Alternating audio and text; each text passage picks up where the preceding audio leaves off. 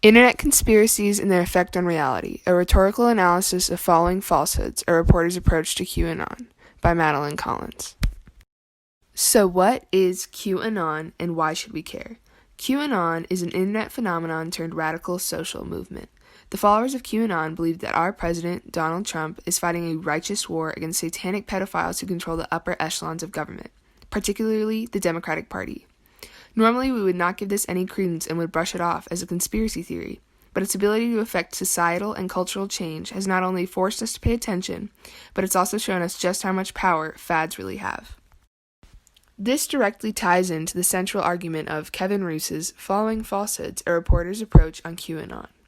The central argument is essentially the same reason why we should care about QAnon, and that is that internet phenomenons, no matter how seemingly inane or harmless, have the power to affect real societal change.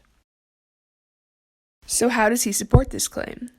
In order to make his argument, Kevin Roos employs the three cardinal rhetorical appeals: ethos, an appeal to credibility; pathos, an appeal to our emotions; and logos, an appeal to our more logical side. By using all three of the rhetorical appeals, Roos is able to build a strong argument that is very difficult to debunk. The first rhetorical strategy that I'm going to be addressing is pathos, or an emotional appeal. Though emotional appeals are used sparingly in this piece, their impact on the reader and the flow of the piece is undeniable. Roos in particular takes advantage of his own sense of humor. This helps the reader to relate to their own experience of cracking jokes with friends and creates an emotional bond between the reader and the article. The audience empathizes with the author and begins to subconsciously care more about what the author is saying and possibly even begin to agree. Emotional appeals in this piece are also utilized to help improve the flow of the article. Humor functions as a segue into much darker paragraphs. By doing this, he is able to soften the impact of what he's saying in the darker paragraphs and help keep the audience interested in the piece by drawing attention to newer paragraphs where they recognize a motif that they've already seen. An example of a joke that Roos uses to actually help soften the blow is the normie tipping point joke. In the article, he references this joke that he has with his friends called the normie tipping point. The normie tipping point is probably what you'd call like the point of no return for most normal people on the internet. He talks about this quite prolifically in a paragraph that follows up, a paragraph that includes somewhat frightening or disturbing information. This softens the blow and draws the eye so that the reader is more drawn into the piece. It also reminds us of when we have ourselves laughed or made jokes with our own friends, creating that emotional bond of the piece. As far as credibility is concerned, Roos wastes no time when it comes to demonstrating why his readers should trust the information he provides by immediately establishing his history with the topic. He continues to build his credibility by informing the readers of his writing on other bizarre internet subcultures and the arduous tasks he had to complete while doing his research. By making sure to include all of this information, not only is Roos ensuring that his credibility won't be questioned, he's also bolstering his argument and showing his readers that he understands how important this information is to them. Based on the piece's source, it can be inferred that the patrons are more educated and invested in the veracity of the content that they consume. Along those same lines, by convincing the reader that he's a credible source of information, Roos is able to defer any sort of defamation of his authority on the subject, which strengthens the piece's argument immensely, even though it doesn't necessarily contribute to the central argument.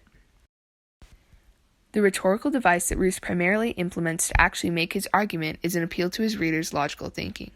While crafting his argument, the author relies very heavily on the logical thinking of his reader to make his claim. Logical evidence that he employs is instances of the members of the QAnon community affecting change in the real world. He references an array of instances from stopping traffic to committing acts of violence and even infiltrating communities of yoga moms. After reading about the actions taken by members of this online community, it is only logical to concur with Roos's opinion that online cultures can start to affect our everyday lives. These examples are a paragon of evidence used for logos because they are somewhat simple and allow the reader to make easy connections to the rest of the piece and his argument. The amount of time that the QAnon community has been active also supports the idea that online subcultures should not immediately be brushed off or deemed harmless. He even directly states that he just thought that this would disappear like all the other fads.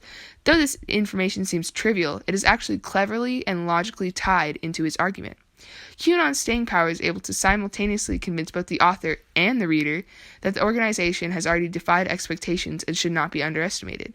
Roos is also able to leave even more logical information into his article that supports his argument and allows his reader to come to their own conclusions, which is the best way to convince someone to agree with your argument because they've had to rationalize it for themselves. Overall, Roos's artful employment of all the rhetorical strategies makes his argument strong and informative. His establishment of credibility defers criticism, his appeals to emotion creates a bond with the reader, and his effortless and easy logic guides his reader rather than telling them where to go. And it shows us that even seemingly harmless trends that might be a little insane can have real impacts on our everyday life, and we have to be more careful about what we deem dangerous and what we don't.